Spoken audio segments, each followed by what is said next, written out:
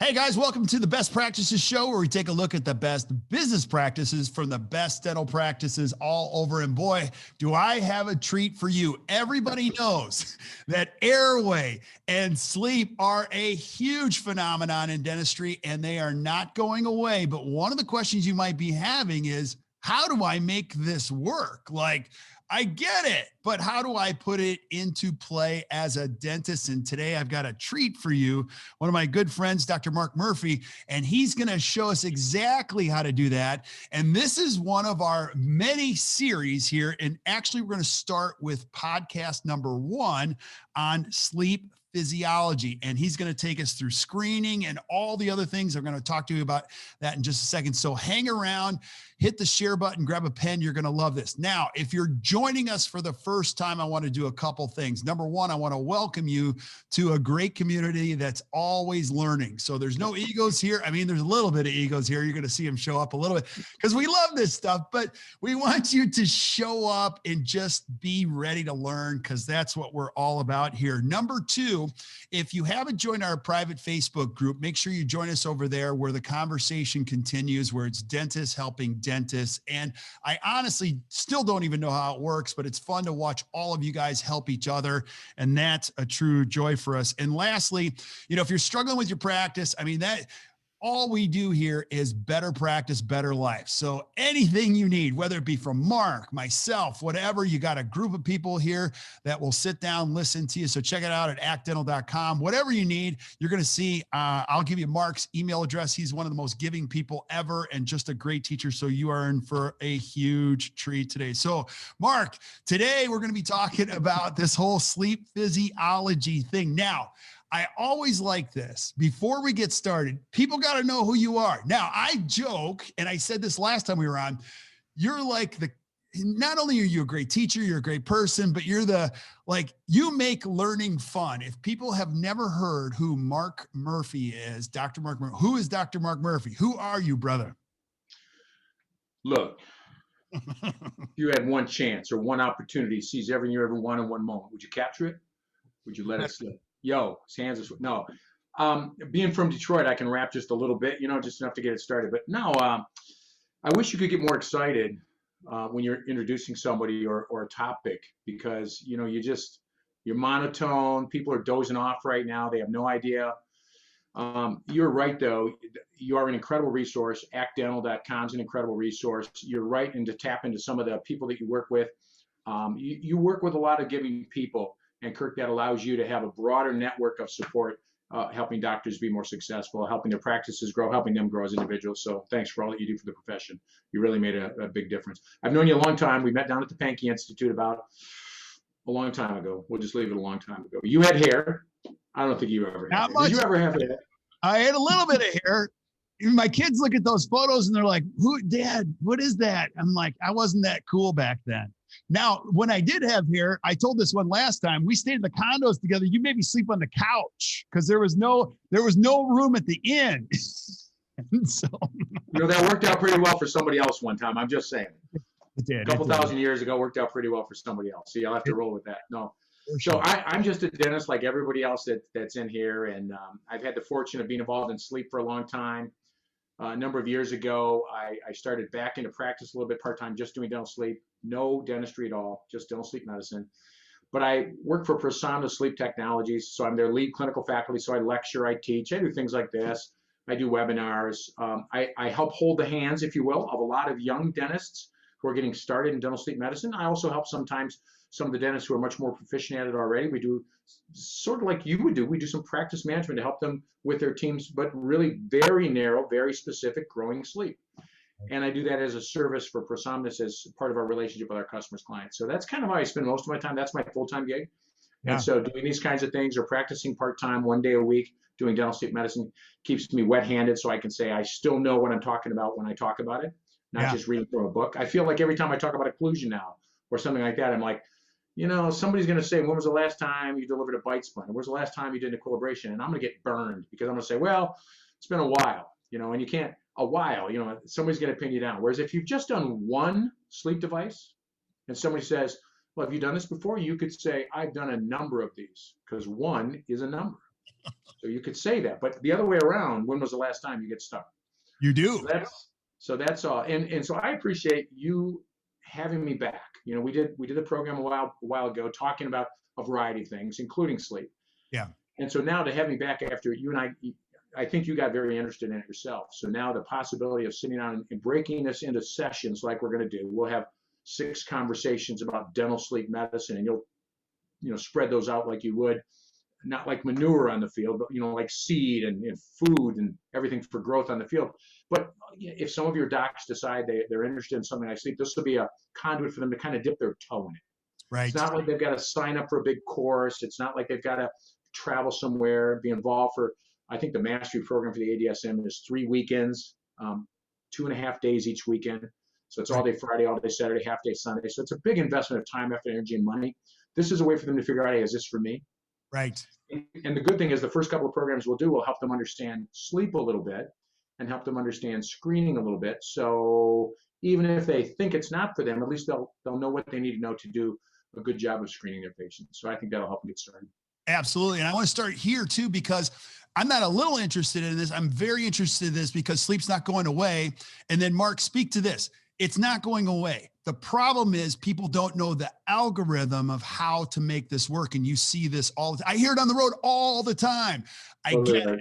I just don't see how I could make that work when I'm doing a lot of, I'm in a small town. I do a lot of general dentistry. I don't have, Totally. A functional therapist. So let me go to the end of the road there. Covey would tell us begin with the end in mind, right? So we're going to begin with the end in mind. We'll go way out there. And I'll say in our last session, we're going to talk a little bit about billing and documentation. Okay. Oh. And I would tell you that if you took 100 new dentists who had gotten into sleep and tried to do something with sleep, and 80 of them failed to get started, really, 80 of them maybe struggled to get an anchor in sleep, and you said to them, what was the problem? 60 of those 80 would say, I couldn't get paid. I couldn't find a way to get paid doing sleep. And the other 20 would say, this documentation was driving me crazy. I'm writing letters to physicians. I've got these templates and I'm writing all these letters. I would get done seeing 4 patients and I'd have an hour and a half worth of work to do at the end of the day. And here's what I will tell you. That's how long it takes to solve both those problems. But it also takes, I don't have my wallet in my pocket, so I can't pull out my wallet as a demonstrative prop or anything like that. So you could pull out your wallet and say, and it takes a little bit of this. So if you say, I'm going to make a couple grand doing a sleep device or 3 grand doing a sleep device, you go high five, that's great. Just be willing to give up 8 or 10% of that to a billing company. Right. And if you're willing to hire a third party, just like you'd have to hire a team member, or you could frustrate the living hell out of your existing team members by getting them to try to bill sleep. And when they get frustrated enough, they'll quit. And then you'll really hate sleep because now you lost your best front desk person or administrator or auxiliary, something like that. Instead, you just got to pay the bill. And then you have to have a software platform. So I'm going to go right to the end and I'm going to say, if you want sleep to work, the dental part of doing, simple. We're going to talk about it. It's easy. But the billing and the documentation, the communicating with physicians, that's where the rubber hits the road. That's where it gets tricky. And if you try to do it yourself, it's like brain surgery, baby. You're going to screw it up. And that's why we're showing up here. I mean, this is going to be a treat because talking about best practices, we got one of the best that's going to show us this. And as a dentist, you know this, they need the recipe. I need the steps. You can't tell me, subjectively how to prep a crown. I got to watch you do it and I got to learn how to do this. Now, I do want to ask this. You're a guy that's passionate about dentistry. Like you've done the full circle of why, occlusion. Why does this particular segment of dentistry light your fire so much? That is a good question. Thanks for that. So Kirk, I am a sleep apnea. So I suffer from sleep apnea. And so in 2012, I was diagnosed. I've been involved with treating dental sleep for 30 years. I made my first sleep device 30 years ago teaching with Keith Thornton down at the Pankey Institute. And it was a TMD course. We were treating chronic pain, fibromyalgia. We're talking about the medications for that. And he's saying, you really got to be involved in sleep if you're going to do this. And he kind of nudged me over into the sleep side. And I made my first few tap devices, treated some sleep patients the wrong way back then, by the way. We were making all kinds of mistakes. It wasn't very scientific, but we helped people. We help people stop snoring. We help people sleep better. I'm sure we lower their AHI scores. We'll learn about that in the next couple of sessions. We lowered their AHI scores. We made them better, but we weren't testing them. We weren't treating them. We weren't communicating with physicians. The devices sucked. They were pieces of crap. So I did that, and I knew it was important. Got caught up in myself, got caught up in dentistry, got caught up in teaching, got caught up in occlusion. I was in occlusion all the time. My practice was primarily adults, occlusal rehab kind of cases, excuse me. And so I had a lot of fun doing that kind of stuff. And then when I woke up in 2012 and I was diagnosed with sleep apnea, kind of all of that previous learning came back to me. And then, oddly enough, shortly after that, I was doing some lecturing and teaching for Microdental Laboratories, and they wanted to develop a sleep device. And I had a lot of teaching and education responsibility with them. It was a small part of my year, maybe 25%, 30% of my year was contracts with them, doing things, teaching and lecturing and stuff. And I said to them, I happen to have some expertise in that arena. And the next thing I know, I'm caught up in this vortex of energy of developing sleep devices for Microdental Laboratories. Fast forward in 2016, the product that we developed inside there spun out as a separate company. It wasn't my product, it was their product. And it spun out as a company. It wasn't my company, it's their company. And I do some lecturing and teaching now for Prosomnus, which is the company that product became eventually. And Microdental sold to Modern Dental. So I've been on this path, and I found that there is nothing I've seen in dentistry that is even remotely more rewarding than feeling like you saved somebody's life, feeling like you maybe saved somebody's marriage, feeling like you got two people back in the bedroom together that were having trouble sleeping. And sometimes it's not as glamorous and sexy as all that. Sometimes it's I text the patient the next morning and I say, how'd you sleep last night? And the patient sends me a picture of her dog laying on the pillow. And I say, what's that? And she says, that's Sully. Sully hasn't stayed in bed with me for years because I snore. And it's the first time my dog stayed in bed with me in years. This is a divorced woman who sleeps by herself or with Sully, her little Maltipoo or whatever kind of cute little white dog that fluff of bundly fur was. So when you have those kind of differences in people's lives, I mean, it's like the feeling you get when you change somebody's smile or you get somebody out of pain, you get somebody comfortable again, times 3 or times 5 or times 10. And honestly, the hard part to explain to people is it's super easy to do. It's easier than a bite splint. It's easier than 10 veneers. It's easier than an occlusal rehab case. It's so much easier to do the dental part of it. Now, the harder part of it, billing, communication, documentation, all that kind of crap. So there's this environment around dental sleep medicine, just like there's an environment around dentistry that we have to get used to. And we have to find a way to work through and around. And that new environment, the medical side of it, is different. Right. And if we don't want to learn the new, and we just want to stay with what's old, then that different is very negative to us and very foreign to us and very uncomfortable to us. And we let it get in our way. And growth only comes from finding ways to get past some of those barriers that seem to be in our way, whether it's working out and getting healthier, whether it's family time, whether it's your golf game, it could be anything. You just got to find ways to work through those barriers. But it's incredibly rewarding. And I'm in the autumn of my career. I might have hair, but it's this color, right? And it's getting a tremendous glare from the lights. And I've always said this. I never knew what it would be, but I wanted to leave my mark in dentistry. It doesn't have to be my name on a building. And I've given a bunch of money to the Pankey Institute, so they'll put my name on a wall and stuff like that. But that's not what I'm looking for when I say I want to make a difference in people's lives. And so when I teach, when you teach, you feel this. When you nudge people and they move into the right direction, you see them better off next year than they were this year for some reason. Oh yeah. That replaces a lot of money.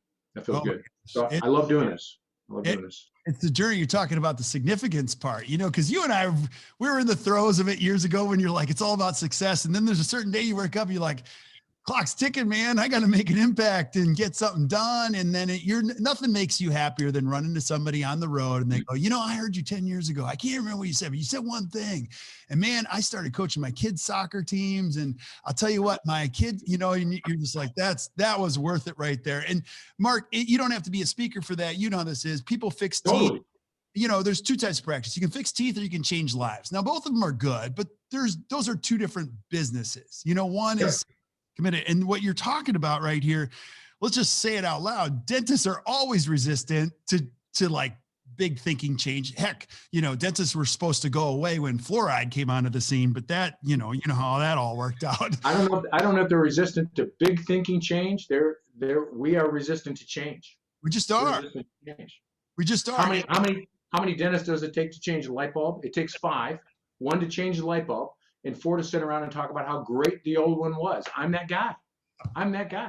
No, Kevin Queeshan, you know Kevin Queeshan. Kevin's awesome, yeah.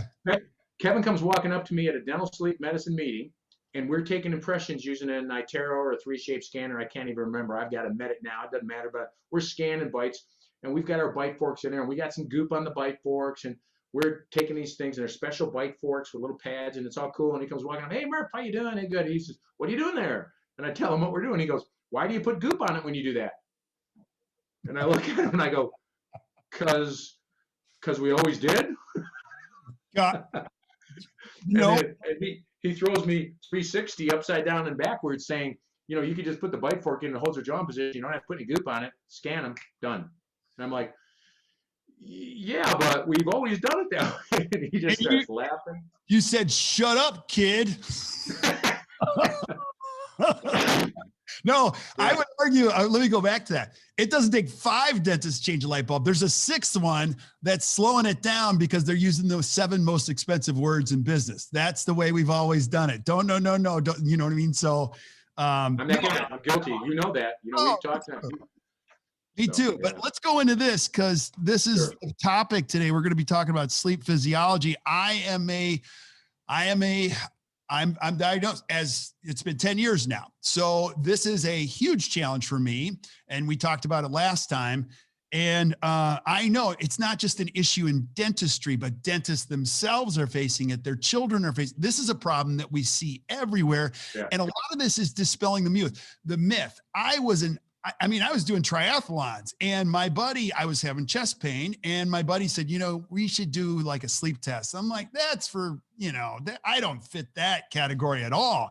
And he's like, "Oh, don't be so sure," and turned my life upside down. So let's get into the sleep physiology, aspect. What is it? Where do I start? So it starts with making sure that from a nutritional standpoint, I'm going to oversimplify this whole thing. From a nutritional standpoint, we need to make sure we're getting in all of our absolutely important major nutrients that we have on a daily basis, right? No question about it. You've got to get a balanced nutrition. We take some things for granted. We take water for granted. There's a lot of people that live most of their lives somewhat dehydrated, and it has a huge impact on their physiology. Now, that's a daytime and a nighttime thing. Oxygen, though, is not ever listed as one of the important major 6 nutrients. And yet I would argue that it is the forgotten nutrient because you can survive without breathing well, but you can't survive without breathing. And you will be compromised if you're not breathing well. If you're not getting enough of, just put in that parameter, of an essential nutrient, you will begin to show a deficiency in that nutrient. And if that nutrient is oxygen, you'd say, how can we be deficient in oxygen? There's so much around. Of course there is. And during the day, you'll always be bringing enough of that nutrient in because you're conscious and awake and breathing. But at night, our anatomy, our physiology, our weight gain, the fact that our uvula in the back of the throat and the epiglottis don't overlap like they do in every other mammal leaves us prone. We're the only mammal that gets sleep apnea. So it leaves us prone to this disease. The chronic disease is we don't get enough air at night and our blood oxygen level drops. Flow drops, oxygen drops. And what happens is while you're laying there resting, your body says, wake the hell up. You're not getting enough oxygen. When you're standing up, if your brain does not get enough oxygen, you faint. And you faint very simply because your brain is super sensitive to getting enough oxygen. And if it doesn't get enough oxygen, it says, go horizontal, baby. Right. I need to make the heart's job to get blood up here easier. I need gravity on my side, and it takes you down. Right. When you're sleeping, you're already down, and you're supposed to be resting. So the only tool it has is a bolt of lightning, a punch in the face from your sympathetic nervous system, fight or flight. And that's epinephrine, that's adrenaline. And if that happens once, 2, 3, 4 times an hour, no big deal. That's actually normal to have a couple, 3 of those per hour. But when you have 10 or 20 or 30 or 60 once a minute, you're supposed to be sleeping and resting, rejuvenating your body, rejuvenating your brain. And every minute or 2 or 3 or 4, you have to wake up, not consciously awake, but just wake up enough to make sure that you oxygenate better. Your sleep gets jacked. Yeah. And when your sleep gets jacked, your heart gets jacked, your pancreas gets jacked, your digestive system gets jacked, your blood flow to the brain gets everything. Your heart races up and your blood pressure jumps up and you're a mess. Right. And you wake up the next day and you may feel tired. You may have a little bit of a cognitive fog, a tiny bit, but that might happen for you every day so that you don't notice that as abnormal. That becomes your new normal. Right. Yeah. So, and if you're listening to this in your 40s, you know it gets jacked on your sleep. But let's take that is just the tip of the iceberg, my friend. Think about an 8-year-old kid whose system is jacked.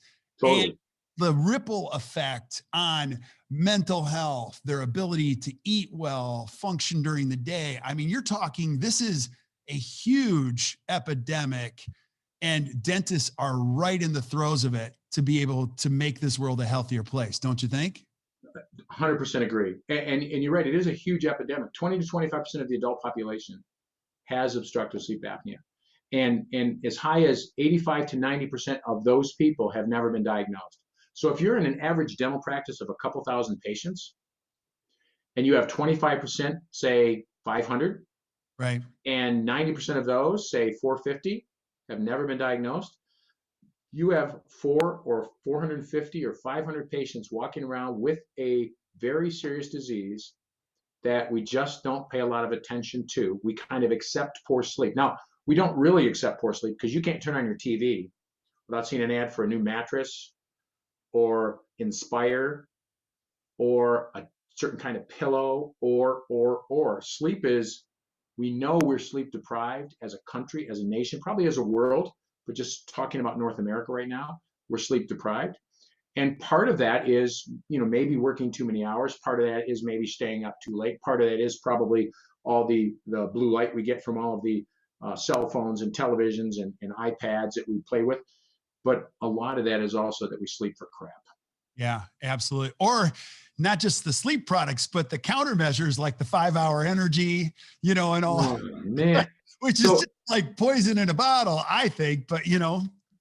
Saw an ad the other day for a new FDA-approved drug, prescription only, that if you suffer from obstructive sleep apnea, you can take this to be more alert during the day. Oh, really? So instead of getting at the root cause of the problem, we're going to find a way to obtund your signs and symptoms so that you don't maybe get treatment and you function better every day, and we'll just burn you out faster. Right. It's horrible. So Right. the Army is Prosomnus's largest customer. Wow. The Army, United States Army. And here's why. They believe very strongly that to put a soldier in the field to do what a soldier has to do, they got to make some pretty critical decisions with their hand on the trigger, their hand on a weapon system, right? Right. That they have to be at the highest level of fitness, nutrition, and the third item in their readiness triad, they call it their readiness triad, is fitness, nutrition, and sleep. Wow. And they feel sleep is just as important as the other two. Oh my gosh. And you don't have to go far to find, LeBron sleeps in a sleep chamber, 12 hours a day. And then you've got people It's a secret weapon. It's a secret weapon. Roger Federer said in his height of his career, it was 10 hours a day. Tom Brady, who Super Bowl. I can't even, I actually don't hate the guy. I hate playing against him because I'm a Green Bay Packer fan and I'm on the losing end of it, but he's going to get his 7th ring if he wins now, Patrick Mahomes. But here's the thing. He sleeps on average, you know the number. How many hours a night? 9 hours. 9 to 10. 9 to 10. And he says that is his secret weapon. As a Green Bay Packer fan, I apologize. That's the only major football stadium that has never hosted a Super Bowl because of the weather. So, and they probably never will. And so, it just hurts my heart. So I'm still depressed from last week. Totally. At least you've got some Super Bowl rings and you've been. My Detroit Lions have never been to the Super Bowl. They're one of the 4 teams that haven't been.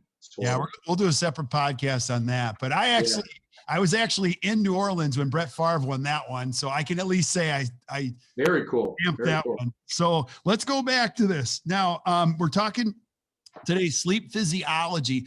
And let's put our business hat on for a second. You know, every dentist that you talk to, they're passionate about this. They want to differentiate themselves from the rest of the pack. Like, this is a very important thing to just start becoming aware of the signs and what you see in. Sure. And how does physiology relate to this whole conversation? What are some other things or even misconceptions we have about physiology?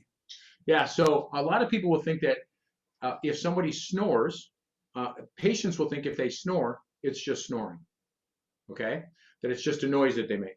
When in reality, there's a very high correlation between snoring and obstructive sleep apnea. It's not diagnostic, but there's a strong correlation to when there's a reduction in flow and that sound is rippling through the airwave, there's a likelihood that that person has sleep apnea. The other thing that is a misconception for us then is we look at these patients who snore and we think they all have sleep apnea. And that's not true either. There's just because there's a correlation doesn't mean there's a causation. We see patients who snore and don't have apnea, and we see patients who don't snore and have apnea. So there's a misconception there. Also, the misconception is that the problem is dry throat, hoarse in the morning, loud, keeps their spouse awake as well. Right. No, what we're concerned about is cardiovascular disease, heart attacks, congestive heart failure, arrhythmias, stroke, depression, diabetes.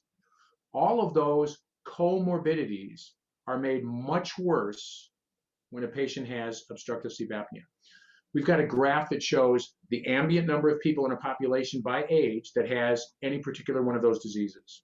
And then when you look at the outside of that graph, there'll be those little dotted lines, and they show you how many more people have that disease if they have obstructive sleep apnea. If you have an arrhythmia today, if you go into your doctor and he notices an irregular heart rate, the first thing they check is sleep apnea because that's the #1 cause. Drug-resistant hypertension, #1 cause, okay? A person with obstructive sleep apnea is not 2 or 4 or 8 or 16 times more likely to die of a heart attack. They're 23 times more likely to die of a heart attack because of the stress and the strain that's put on the heart.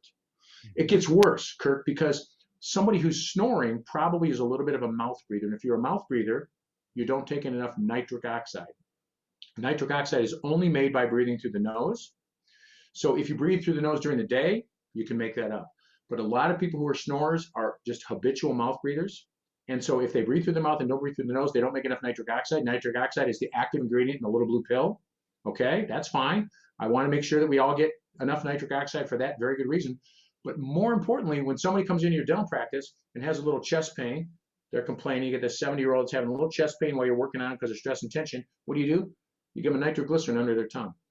Nitroglycerin has as the active ingredient, nitric oxide, because nitric oxide is a vasodilator. That's how it works down there, and that's also how it works in your heart as a vasodilator. When we're challenged at night by these exacerbations of stress and the sympathetic arousal that we have to breathe, our heart is ill-prepared because it doesn't have the nitric oxide on board. And that's why they're 23 times more likely to have a heart attack, 4 times more likely to have a stroke, 5 times more likely to die of COVID if you get COVID because of the respiratory challenges. So there's this huge physiologic reaction that happens when you don't sleep well. For any reason, really, but for obstructive sleep apnea especially, because of these sympathetic arousals that just beat the heck out of your system. Right. And there's just not enough education around this all to begin with. Even when I was diagnosed, like it took a lot of people. Like I didn't start taping my mouth until probably 4 years ago, 5 years ago. Right. And now I've got the strips on it. It's a world of a difference. And it's amazing how ill-informed people are on just how to breathe, even at night, if they're breathing well. So we're ill-informed, I'll tell you that. However, we're ill-informed, but we're not ill-curious. Yep. We're very curious as a people about sleep apnea. Right. In fact, if your listeners would right now take out their phones just for fun, Okay. and open up your browser. So mine's Chrome on my phone, and you open up your Chrome browser, and I don't want you to type anything I tell you. Open it up, and you're ready to do a search, and you're going to type in just 2 words. Type in the word why, W-H-Y, and type in the word am, and tell me what comes up. Am. Am, Y-A-M, why am. Okay, go. Why am I so tired? Why am I always so tired? Why am I always cold? Why am I peeing so much? Why am I so gassy? But the 3 out of the first 5 are having to do with being tired. Are you kidding me? So America is searching Google and Bing and Chrome and Netscape for information about why they're so tired and why they're sleeping. We're not informed as to how important it is from a comorbidity standpoint, Right. but we certainly want to know why we feel like crap. And the media, no offense to the media, but I'm going to give some, they maybe don't help as much as they can because they sensationalize that which is headline worthy. The Right. Hoboken train disaster, the Exxon Valdez, a plane where the pilot falls asleep and crashes into a mountain or something like that. Reggie White, the football player, Antonin Scalia, the Supreme Court justice. They sensationalize some of the outward, untoward events, the car accidents, the motor vehicle, all of that stuff. Right. That does take lives, and I do care about that. But the number of lives that takes is pale in comparison to what happens from these comorbidities and the decreased life expectancy of a person that has obstructive sleep apnea. And they've done those studies. The Wisconsin cohort study is famous for looking at how many fewer in a population survived 20 years versus the control group that didn't have sleep apnea. There's a 53% survival rate over 20 years if you have severe sleep apnea versus not having it. Right. 20 years, all ages, all causes of death. That's crazy. Yeah. There And should be alarm bells going off. It's crazy. And that's true of the current state. I just think the architecture of our world in the future is just going to exacerbate this. I mean, now we've got devices everywhere, even us.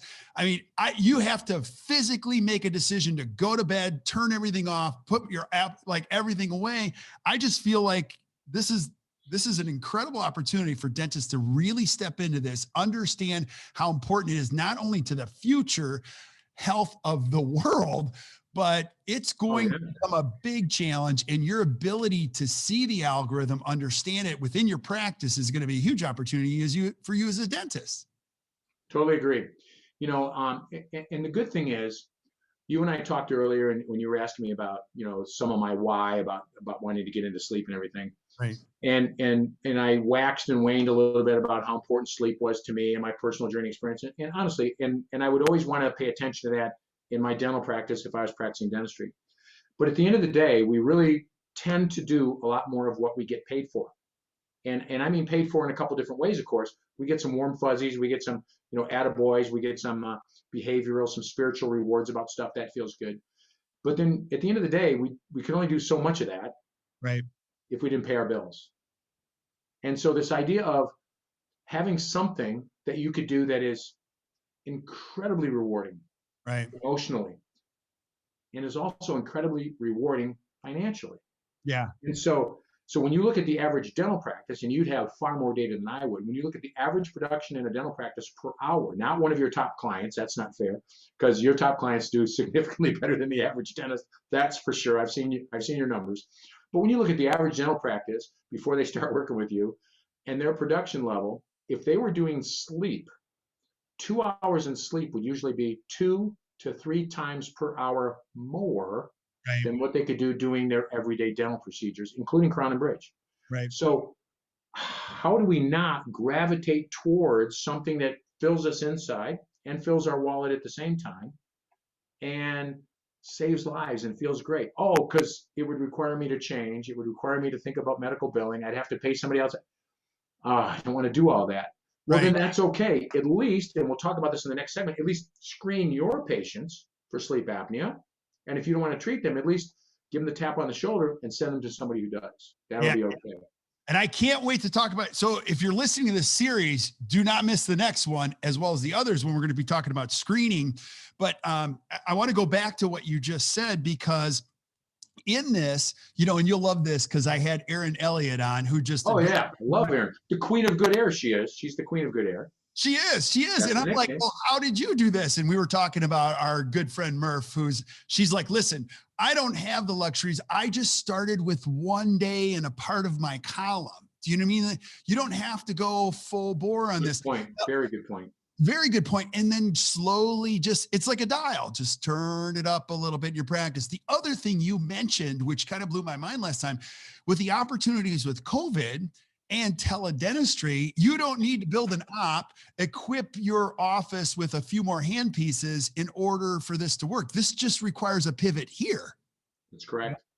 Yeah, So, with telemedicine, we've been doing virtually all of our consults. Now, I actually did a face-to-face consult yesterday with an elderly gentleman who's got dementia, and his wife brought him in, and they were just a lovely couple.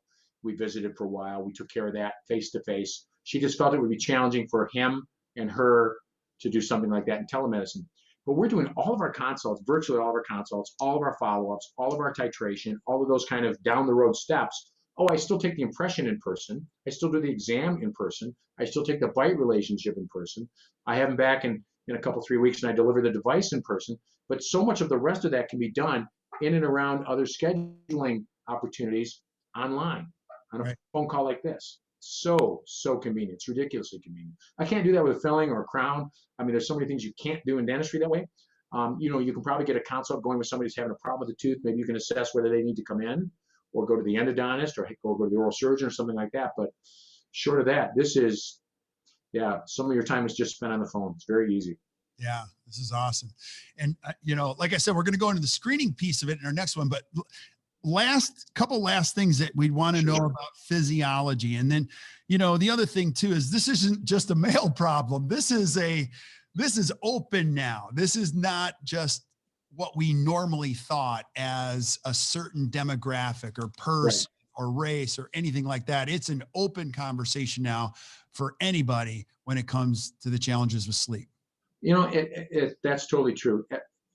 Male, female, tall, short, skinny, fat. Now, there are some tendencies, so we can profile a person to say they're at higher risk than somebody else, and we'll talk about that in screening extensively.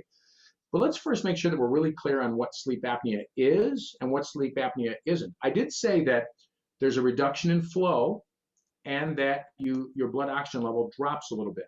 Now, if you just hold your breath for a few seconds, your blood oxygen level doesn't drop because we're breathing in deeply, we're exhaling deeply. But if everybody who's watching this right now, just take a normal breath in, take a normal breath out. Great, we're gonna do that again. Take a normal breath in, take a normal breath out. Now stop right there and hold it.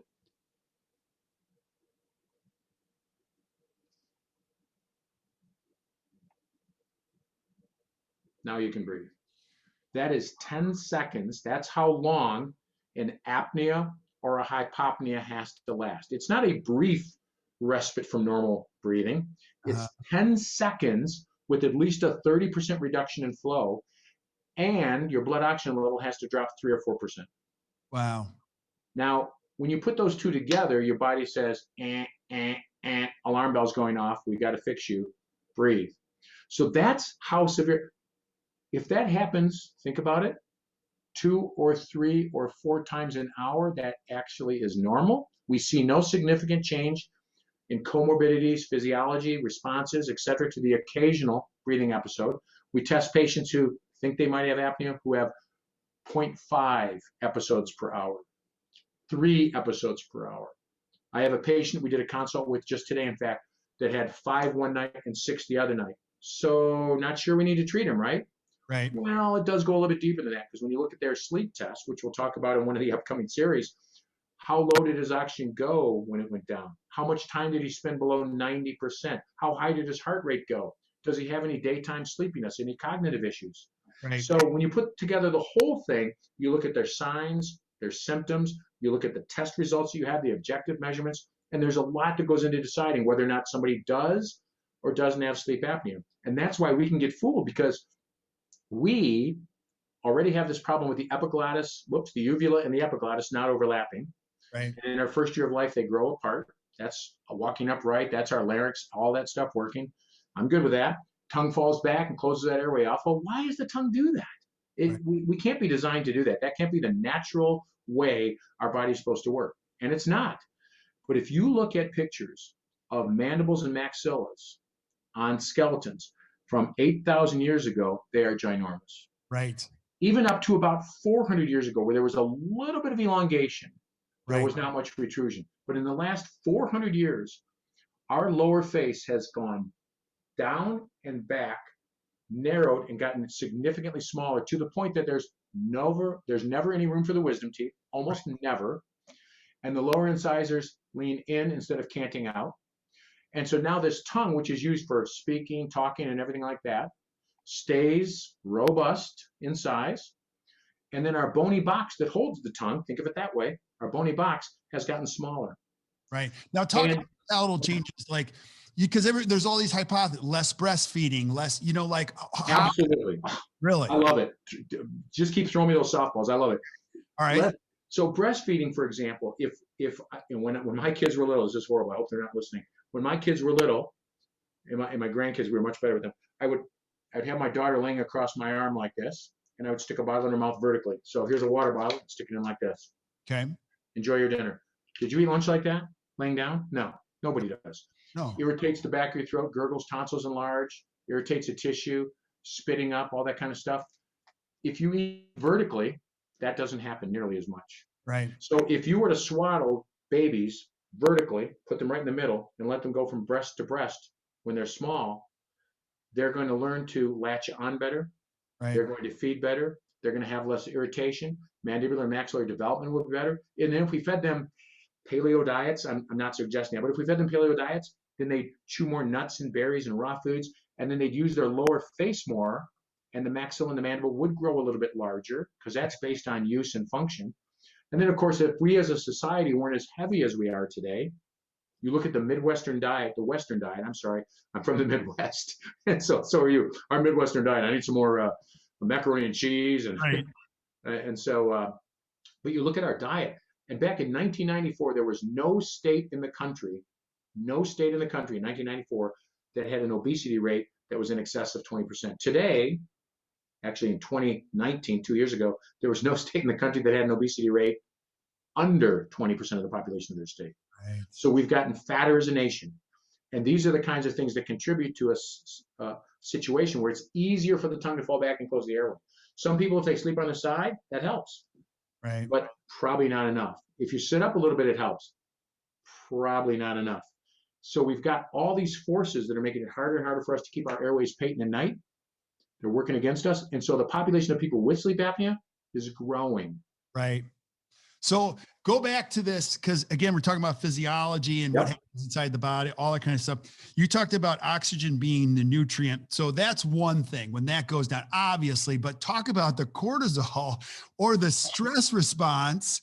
I mean, we're not just talking about a lack of oxygen. We're talking a spike of other things. And I've heard other people say this. Would you agree?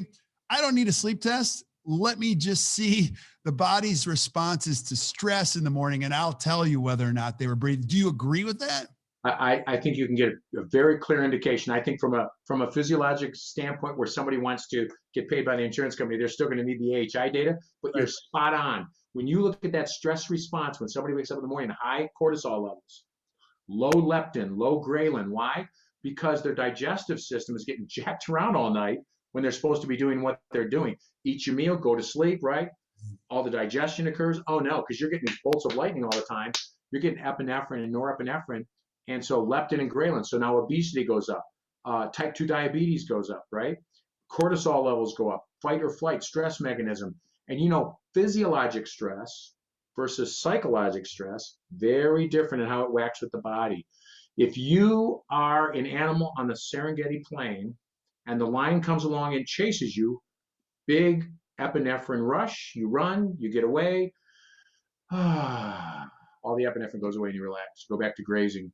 But when we're thinking all the time like we do about things, we're continually raising that cortisol, epinephrine, stress, fight or flight mechanism.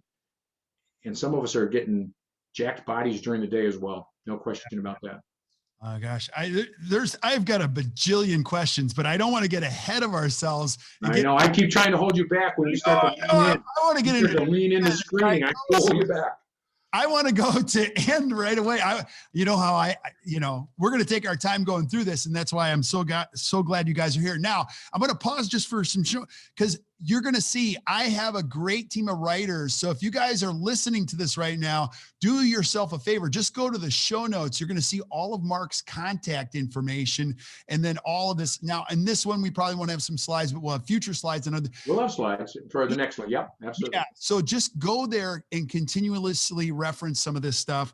And then again, reach out to Mark if you have questions, because I hope this is hitting some hot buttons for you, because you see it everywhere. You see it in your family, you see it in patients, all that stuff. Let's bring physiology home. Like, what are some of the last points we need to do before we move on to the next piece? So just because we are using a term like physiology, and I feel like we do drift a little bit in our conversations, and this should be conversational. It's a very practical conversation rather than this isn't a university class on sleep, and this isn't a lecture that I'm giving at the Henman meeting or something like that. So, we spend all day using our bodies and exercising. We spend all day using our minds and exercising our minds. That's great. But we can't do that 24 hours a day, multiple days in a row. You will die. Right. Okay? So we know that. We know that if there's a lack of sleep, we'll die. So you say, well, okay, I don't want a total lack of sleep because I know we'll die. So I'm going to rest. And I don't want to miss anything, so I'm going to rest as little as possible. Maybe I'll even screw up my rest more by drinking alcohol or taking drugs or being stressed or all these kind of things. But for a second, let's pretend somebody's really trying to pattern themselves. They go to bed at night. What's supposed to happen? Well, what's supposed to happen is you're supposed to spend roughly 25% of your time in deep sleep, 25% of your time in dream sleep or REM, and the other half of your time in those early different stages of sleep. So think about this. You fall asleep, and you kind of start off in this early physiologic stage 1 sleep. You go to stage 2 sleep. Those are kind of like light sleep. And then you go down into deep sleep, stage 3. And that kind of is your pattern the first half of the night.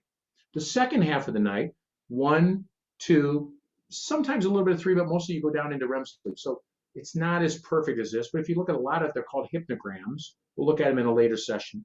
If you look at a lot of hypnograms of people, we're supposed to go stage 1, stage 2, deep sleep the first half of the night, stage 1, stage 2, REM sleep the second half of the night. Very few wake-ups, a couple an hour. Okay, great. When we don't get enough deep sleep, you were talking about hormones like cortisol, adrenaline, leptin, ghrelin. We don't get enough growth stimulating and growth hormone. When you don't get enough of that, your body that wanted to run triathlons, my body that ran a lot of marathons, doesn't get to heal as well. My musculoskeletal healing is compromised when we don't get enough growth hormone. So the first half of the night, we kind of heal our bodies. Oversimplified sleep physiology, we heal our bodies. The second half of the night, we heal our minds in dream sleep. In dream sleep, we're consolidating memories, learning patterns. So we know that when we don't have that over a chronic period of time, we start to see in those people often a loss of some of their cognitive capabilities. There's tremendous research today that's indicating there might be a little bit of a buildup of some of those amyloids that we see in Alzheimer's, in dementia, in Lewy body, so that we think jacked sleep causes all these physiologic concerns we do and other things that come back to haunt us later in life when things aren't working as well because we didn't get enough physiologic rest to our musculoskeletal system or rest for our brains up here. Yeah. That whole thing just creates a physiologic firestorm for those patients. Now we're humans. Give me triplets, identical genetic material, identical twins. Jack with one sleep, don't jack with the other sleep, make the other one fat, give them obstructive sleep apnea. 3 different responses. Make them all the same, still could get 3 different responses. We don't know why some people are more impacted by this and others are less impacted by this. That's always going to be one of the quizzes that never gets answered in physiology. But we do know that if you take a population and you run them through this gambit of obstructive sleep apnea, a much higher percentage of them present with all the kinds of problems we're talking about. Are there exceptions to the rule? Absolutely. That's why people still smoke, drink too much, drive crazy, don't wear seatbelts, et cetera, et cetera, et cetera. And they say, my Uncle Joe smoked 2 packs a day, drank a fifth of booze, lived to be 95. Yes, but for every Uncle Joe, there's 14 Uncle Bens who died young. Right. And that's the physiologic response we get. It jacks with us. Yeah. It's powerful stuff. And dude, I'm so excited. Well, I mean, this is serious stuff, but this is also an incredible opportunity, like I said. And so I'm just grateful you're on. This is, again, a first part of a 6-part series. And today we were talking about sleep physiology. So stick around while we say goodbye to everybody else. You're going to see, if you just toggle down to the next episode, we're going to get into the screening part of it and into the details, and you'll love, with every progression we make, Mark's going to go a little bit more and more specific to show you how you could apply this all the way to the end, to the billing part, which I can't wait to see, which will be fun. So let's do this. So guys, if you enjoyed today, just do us a favor, hit the share button, share this with your friends, keep sending us suggestions for things that you want to show. I want to remind you that you can check out the show notes and contact Dr. Murphy himself, and see the great things that he does. And he is awesome at being able to help you along the way and help you see great perspective. You'll also enjoy him as a human being. So check it out. So thank you guys for tuning in to the Best Practices Show. We'll see you in the next episode. Until we see you next time. I'm going to take a nap. Go take a nap and keep watching the Best Practices Show. You guys enjoy the rest of your day.